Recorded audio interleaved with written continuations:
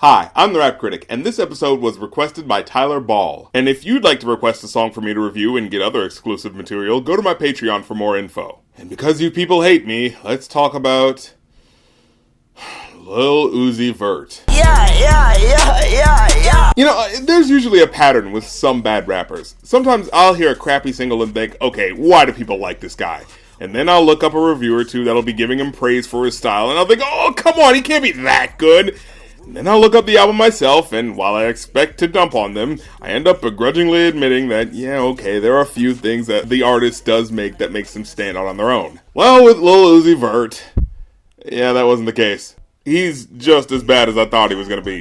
Seriously though, I gave this guy a chance. His album even looked kind of cool in that it was based on the Scott Pilgrim art style. I was thinking, oh man, here it goes, another guy who I thought had absolutely nothing going for him, but check out that album art. Surely this guy has something going on, right?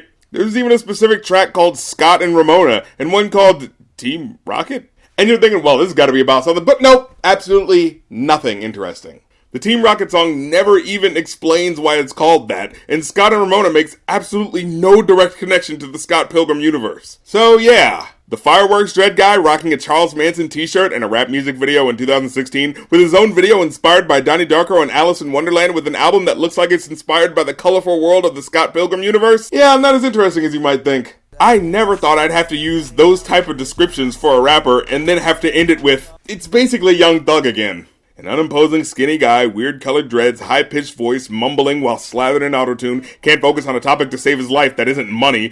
Sure, there's less referencing to pulling up on people like Pampers, but the presentation is basically the same. I mean, sure, Lil Yachty's basically the same too, but he at least sounds a little different. I mean, he sounds like Barney the Dinosaur on Quaaludes with a head cold, but, you know, different. In fact, Lil Uzi Vert, with his odd name and squeaky voice, kinda has the spectacle of looking interesting while not actually being interesting down to a science. And because all his songs are basically the same, let's look at his biggest hit so far, You Was Right.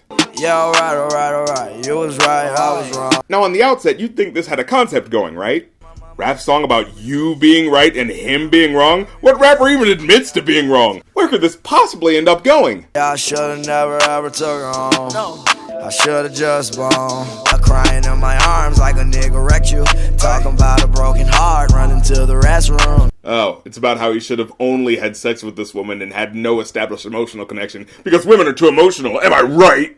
But, okay, just because women being stereotyped as overly emotional just happens to be disproportionately represented in the media we consume, that doesn't necessarily mean it doesn't happen. So, okay, here's another story about that, I guess. Oh, and I know what you're thinking. You're thinking, oh, hey, here's the Scott Pilgrim tie-in right here. It's going to be about how, like Scott Pilgrim, he should have just had sex with Ramona Flowers and just left afterwards instead of having to deal with her ex-boyfriends or something like that, right?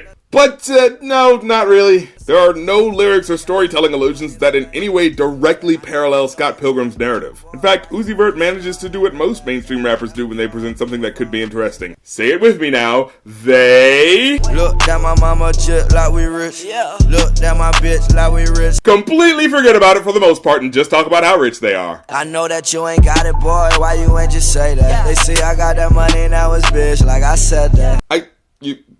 What? So you, Uzi, you know that some guy didn't have money, and you're saying, why didn't you just say that you didn't have money? And then, upon seeing that Uzi is the one with money, that guy's girlfriend's reaction is, I said that! I don't understand what the connection's supposed to be here. Why would she respond like that? And what is she responding to? It's just not really clear what the I said that is supposed to be in reference to. Is Uzi trying to tell her that her boyfriend doesn't have any money, and she's like, yeah, Uzi, I already knew that my boyfriend was poor. You didn't have to rub it in. Or is she saying that Uzi Vert has money and saying, yep, I said that he was rich? Okay, why are you telling me this? Why is it important that you tell me that she told him that you're rich? Is she some kind of predictor of rich people? You will have a 3-story house to your name. You, sir, will have an apartment with 5 other roommates. And you, save your money. Get friendly with your parents. When I saw my girl, yeah, you know I had to back that. And before me, 4 niggas, yeah, they had that. 5 niggas including me, I had to back. Oh, wait, here you go. Here's where he's gonna make the Scott Pilgrim reference, right? I mean, he's talking about how his girlfriend has 4 ex-boyfriends. Maybe he's gonna have to protect himself from them trying to diss me, I take it to your family. I for your sister, then make sure that she vanished. Okay, not exactly where I thought that was going. Kinda seems like overkill, don't you think? If you ever say anything disrespectful to me, I will rape your sister and cremate her ashes to destroy the appetite! And rape is not a word I like to use lightly, but, what else am I supposed to make of that? Sure, rappers talk about having sex with your girlfriend and or family members all the time. You better hide your grandmama, cause I'll fuck her too. But the idea of consent is a little harder to imply when it's quickly followed by threatening to make her disappear. Maybe I'm the one reaching, but telling me you're gonna bang someone's sister and then make sure she never sees her family members again? That kind of sounds like a rape murder case to me. Either that or he convinced her to join some weird sex cult or something. Even though we in the same room, you just locked the door, so I gotta text you. Why would you lock the door if you're already in the same room? You lock a door when you want to keep people out of your room, but if he's already in the room, it's a little too late for that tactic to be effective. Is she just like, nope, lock the door, that means you can't talk to me now? but see, I'm already in the room, so. La la la la, I can't hear you. La la la la la la. Huh, maybe I should have just boned. Like, babe, unlock the door, gotta use the restroom. Like, I don't want a war, I wanna caress you. Yeah, babe, I just want to love you and caress you. Don't end up like that guy's sister! Overall, yeah, I'd give this a 0 out of 5. This is bad, and in a way that kind of feels disappointing. Like I said, he does seem like he'd have at least something stylistically interesting about him, but no, it's the same auto-tuned mumble rap style that everyone is doing. And people were telling me that his verse on Bad and Boujee was his worst and that he's actually better than that. But, yeah, I didn't see any proof of that on this song or on the album that it's from. And I'm not saying he had to be Lupe Fiasco or anything, I just wanted someone whose style was as interesting and unique as his album art and silly presentation make him out to be. But there's absolutely nothing else going on with this guy. No funny lyrics, no different perspectives, no different sounds or ideas, just him going, huh? Yeah, huh?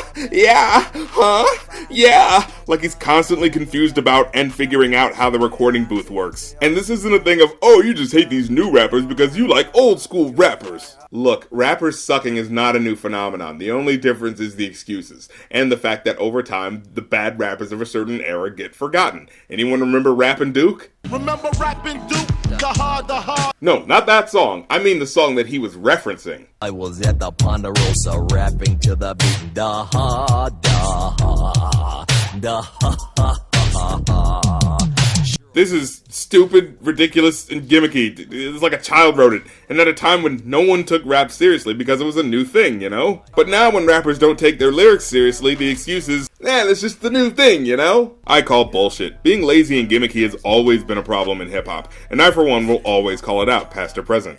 So, now that you know that it's not some new generational thing for rappers to suck, and that it's nothing more than the division of time that allows people to forget the bad music of the past and only remember the good, can we now use that knowledge to push us towards better mainstream representation in hip-hop? Or will we just use the precedent of laziness and style copying as yet another reason to continue the strain of uneventful music that plagues hip-hop?